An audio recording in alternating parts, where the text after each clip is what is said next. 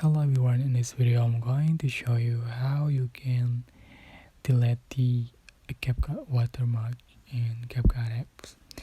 So if you are the beginners and if you create a new project, for example, so you can find the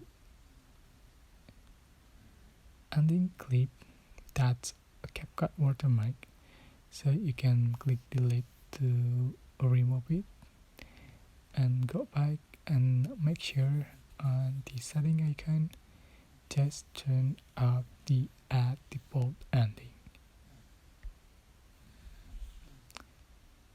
Sorry, Discord. That's it. Yeah, I hope this tutorial was helpful for you. Don't forget to like, comment, share, and also subscribe. Thank you so much for watching.